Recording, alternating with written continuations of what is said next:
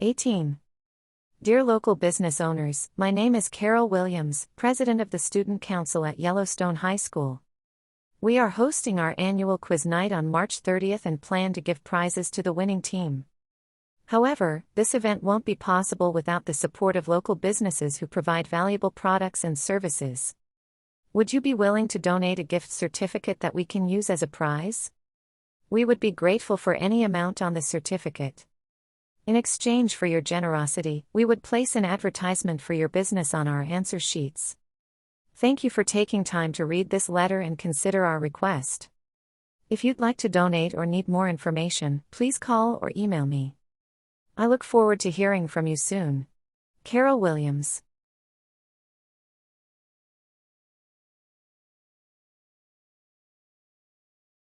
(19) Dan and I were supposed to make a presentation that day. Right after the class started, my phone buzzed. It was a text from Dan saying, "I can't make it on time. There's been a car accident on the road." I almost fainted. What should I do? Dan didn't show up before our turn, and soon I was standing in front of the whole class. I managed to finish my portion, and my mind went blank for a few seconds, wondering what to do. Hold yourself together. I quickly came to my senses and worked through Dan's part of the presentation as best as I could. After a few moments, I finished the entire presentation on my own. Only then did the tension vanish. I could see our professor's beaming face.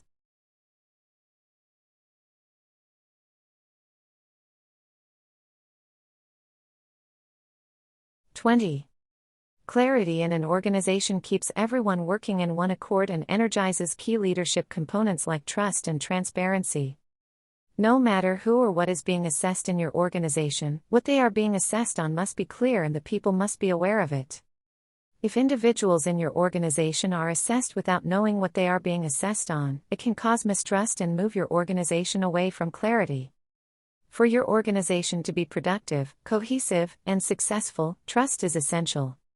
Failure to have trust in your organization will have a negative effect on the results of any assessment. It will also significantly hinder the growth of your organization. To conduct accurate assessments, trust is a must, which comes through clarity. In turn, assessments help you see clearer, which then empowers your organization to reach optimal success.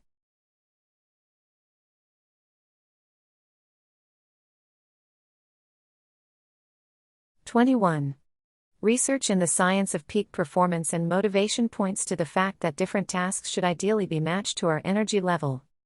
For example, analytical tasks are best accomplished when our energy is high and we are free from distractions and able to focus. I generally wake up energized. Over the years, I have consistently stuck to the habit of eating my problems for breakfast.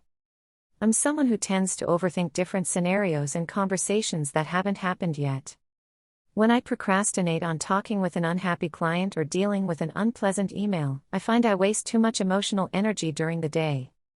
It's as if the task hangs over my head, and I'll spend more time worrying about it, talking about it, and avoiding it, than it would actually take to just take care of it. So for me, it'll always be the first thing I get done. If you know you are not a morning person, be strategic about scheduling your difficult work later in the day.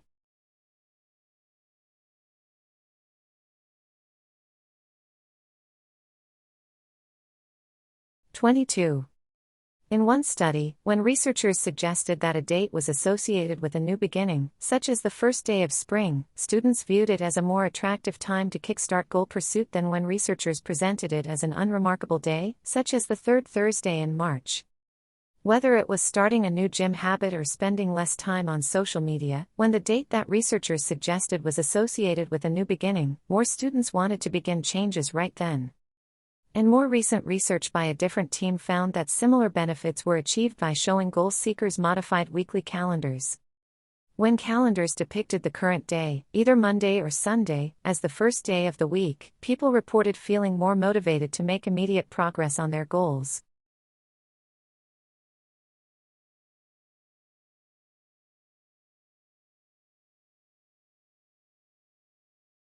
(23) Native Americans often sang and danced in preparation for launching an attack.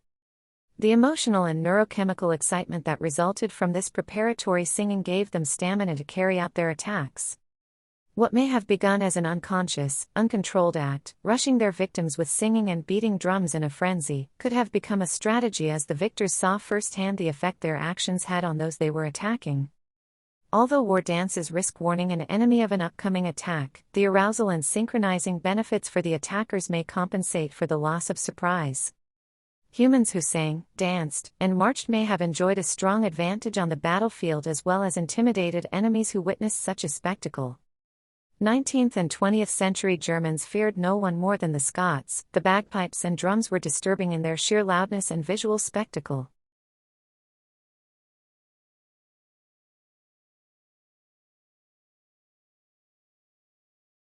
'24. The recent cycling as a lifestyle craze has expressed itself in an increase in the number of active cyclists and in growth of cycling club membership in several European, American, Australian and Asian urban areas. It has also been accompanied by a symbolic reinterpretation of the bicycle. After the bicycle had been associated with poverty for many years, expensive recreational bicycles or recreationally inspired commuting bicycles have suddenly become aspirational products in urban environments. In present times, cycling has become an activity which is also performed for its demonstrative value, its role in identity construction and its effectiveness in impressing others and signaling social status. To a certain extent, cycling has turned into a symbolic marker of the well-off. Obviously, value-laden consumption behavior is by no means limited to cycling. However, the link with identity construction and conspicuous consumption has become particularly manifest in the case of cycling.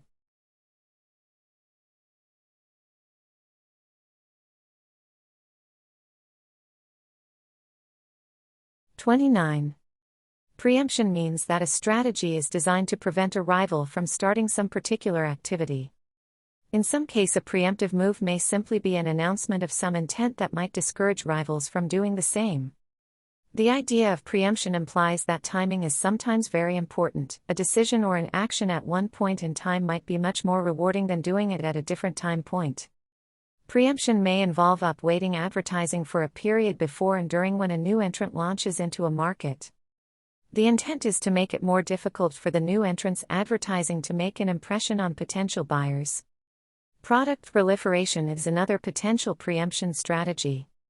The general idea is to launch a large variety of product variants so that there is very little in the way of market demand that is not accommodated. Arguably, if a market is already filled with product variants, it is more difficult for competitors to find untapped pockets of market demand.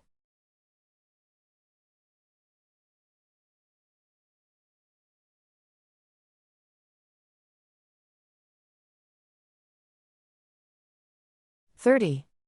Countershading is the process of optical flattening that provides camouflage to animals. When sunlight illuminates an object from above, the object will be brightest on top. The color of the object will gradually shade darker toward the bottom. This shading gives the object depth and allows the viewer to distinguish its shape. Thus, even if an animal is exactly, but uniformly, the same color as the substrate, it will be easily visible when illuminated. Most animals, however, are darker above than they are below. When they are illuminated from above, the darker back is lightened and the lighter belly is shaded. The animal thus appears to be a single color and easily blends in with the substrate. This pattern of coloration, or countershading, destroys the visual impression of shape in the organism. It allows the animal to blend in with its background.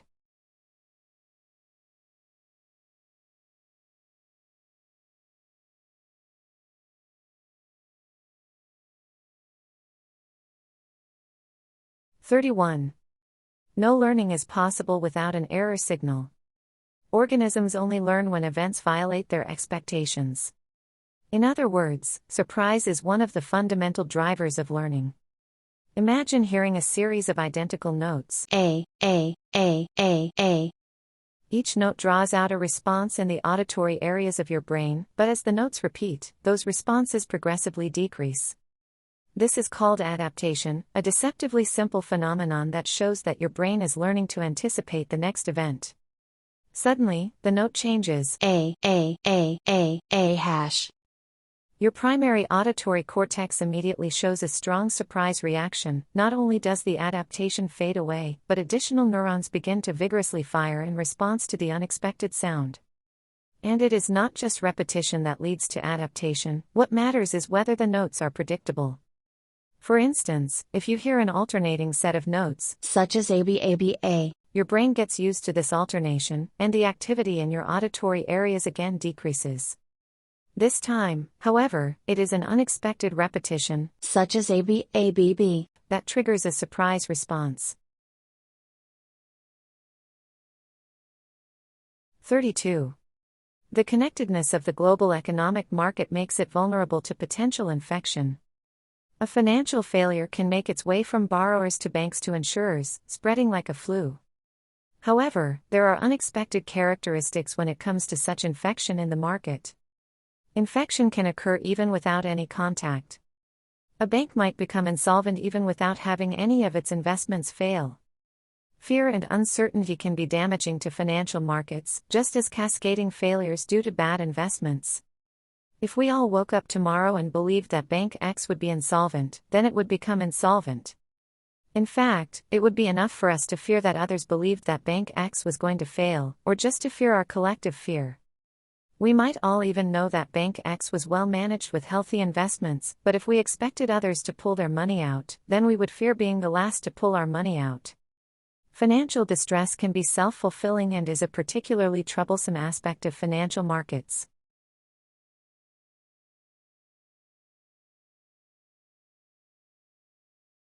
33. Negative numbers are a lot more abstract than positive numbers. You can't see -4 cookies and you certainly can't eat them, but you can think about them, and you have to, in all aspects of daily life, from debts to contending with freezing temperatures and parking garages. Still, many of us haven't quite made peace with negative numbers. People have invented all sorts of funny little mental strategies to sidestep the dreaded negative sign. On mutual fund statements, losses, negative numbers, are printed in red or stuck in parentheses with no negative sign to be found. The history books tell us that Julius Caesar was born in 100 BC, not -100. The underground levels in a parking garage often have designations like B1 and B2. Temperatures are one of the few exceptions. Folks do say, especially here in Ithaca, New York, that it's -5 degrees outside, though even then, many prefer to say 5 below zero. There's something about that negative sign that just looks so unpleasant.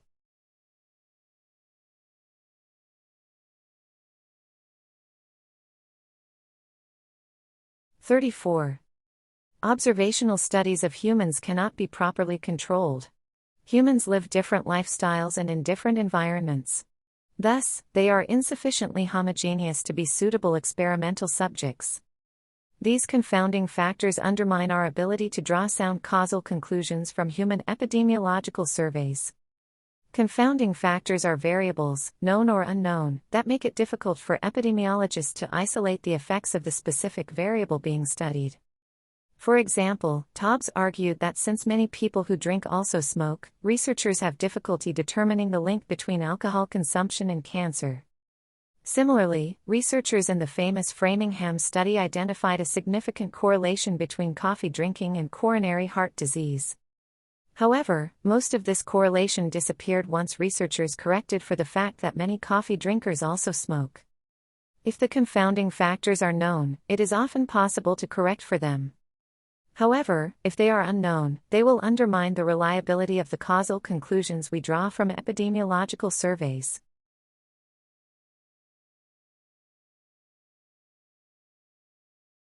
(35) Of all the human emotions, none is trickier or more elusive than envy. It is very difficult to actually discern the envy that motivates people's actions. The reason for this elusiveness is simple: we almost never directly express the envy we are feeling. Envy entails the admission to ourselves that we are inferior to another person in something we value. Not only is it painful to admit this inferiority, but it is even worse for others to see that we are feeling this.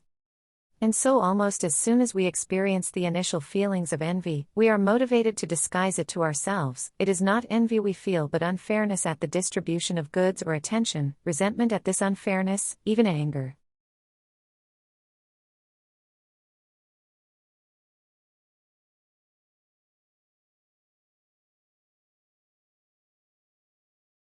36. The right to be forgotten is a right distinct from but related to a right to privacy.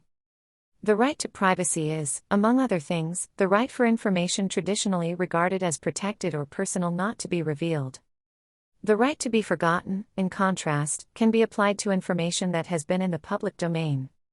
The right to be forgotten broadly includes the right of an individual not to be forever defined by information from a specific point in time. One motivation for such a right is to allow individuals to move on with their lives and not be defined by a specific event or period in their lives. For example, it has long been recognized in some countries, such as the UK and France, that even past criminal convictions should eventually be spent and not continue to affect a person's life.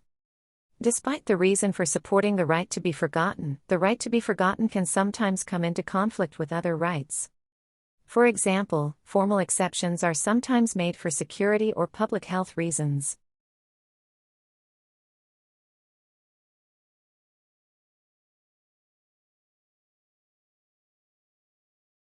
(37) To an economist who succeeds in figuring out a person's preference structure, understanding whether the satisfaction gained from consuming one good is greater than that of another, explaining behavior in terms of changes in underlying likes and dislikes is usually highly problematic.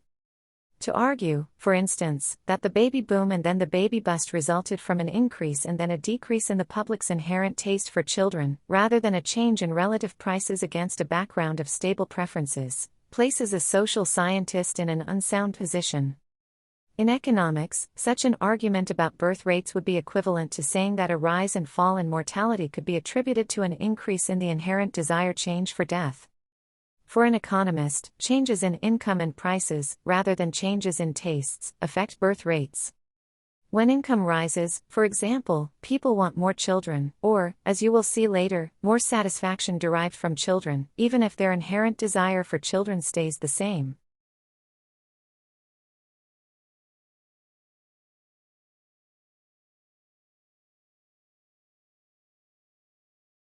(38) In the natural world, if an animal consumes a plant with enough antinutrients to make it feel unwell, it won't eat that plant again. Intuitively, animals also know to stay away from these plants. Years of evolution and information being passed down created this innate intelligence. This intuition, though, is not just seen in animals. Have you ever wondered why most children hate vegetables? Dr. Stephen Gundry justifies this as part of our genetic programming, our inner intelligence. Since many vegetables are full of antinutrients, your body tries to keep you away from them while you are still fragile and in development. It does this by making your taste buds perceive these flavors as bad and even disgusting. As you grow and your body becomes stronger enough to tolerate these antinutrients, suddenly they no longer taste as bad as before.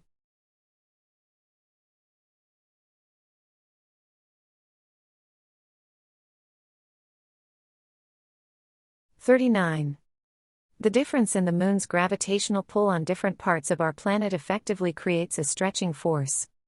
It makes our planet slightly stretched out along the line of sight to the moon and slightly compressed along a line perpendicular to that. The tidal stretching caused by the moon's gravity affects our entire planet, including both land and water, inside and out. However, the rigidity of rock means that land rises and falls with the tides by a much smaller amount than water, which is why we notice only the ocean tides. The stretching also explains why there are generally 2 high tides and 2 low tides in the ocean each day. Because Earth is stretched much like a rubber band, the oceans bulge out both on the side facing toward the moon and on the side facing away from the moon. As Earth rotates, we are carried through both of these tidal bulges each day, so we have high tide when we are in each of the 2 bulges and low tide at the midpoints in between.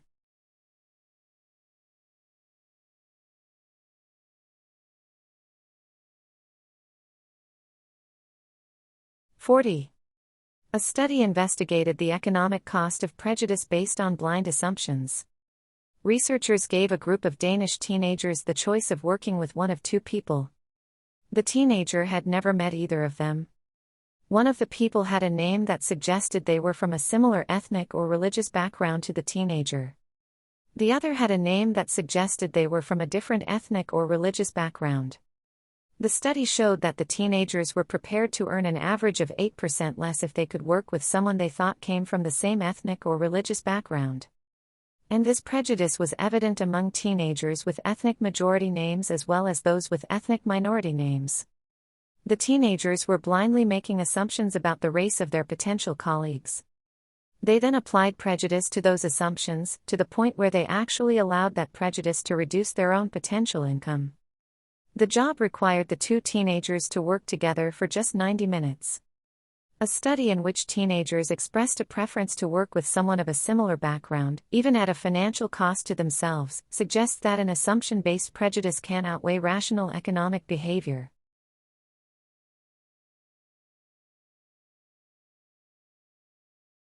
(41) A neuropsychologist, Michael Gazzaniga, conducted a study that shows that our brains excel at creating coherent, but not necessarily true, stories that deceive us. In the study, split-brain patients were shown an image such that it was visible to only their left eye and asked to select a related card with their left hand. Left eye vision and left side body movement are controlled by the right hemisphere. In a split-brain patient, the connection between the right and left hemispheres has been broken, meaning no information can cross from one hemisphere to the other. Therefore, in this experiment, the right hemisphere was doing all of the work, and the left hemisphere was unaware of what was happening. Gazzaniga then asked participants why they chose the card that they did. Because language is processed and generated in the left hemisphere, the left hemisphere is required to respond. However, because of the experiment's design, only the right hemisphere knew why the participants selected the card. As a result, Gazzaniga expected the participants to be silent when asked to answer the question. But instead, every subject fabricated a response. The left hemisphere was being asked to provide a rationalization for a behavior done by the right hemisphere. The left hemisphere didn't know the answer. But that didn't keep it from fabricating an answer. That answer, however, had no basis in reality. Now, if this study had been limited to split-brain patients, it would be interesting but not very relevant to us.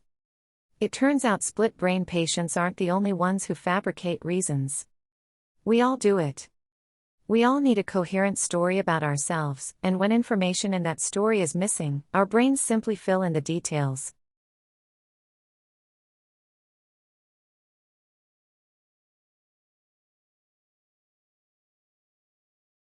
(43 to 45). The basketball felt like it belonged in Chanel's hands even though it was only a practice game. She decided not to pass the ball to her twin sister, Vasha.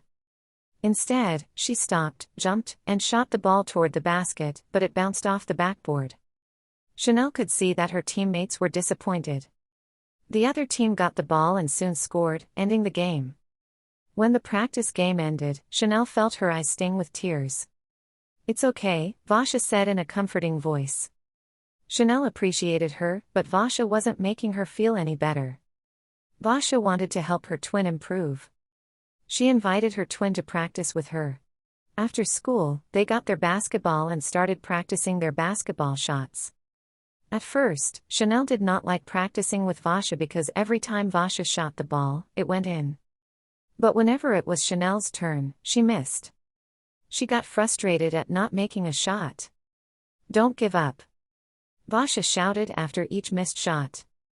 After 12 misses in a row, her 13th shot went in and she screamed, "I finally did it." Her twin said, "I knew you could. Now let's keep practicing." The next day, Chanel played in the championship game against a rival school. It was an intense game and the score was tied when Chanel was passed the ball by Vasha, with 10 seconds left in the game. She leapt into the air and shot the ball. It went straight into the basket. Chanel's last shot had made her team the champions. Vasha and all her other teammates cheered for her.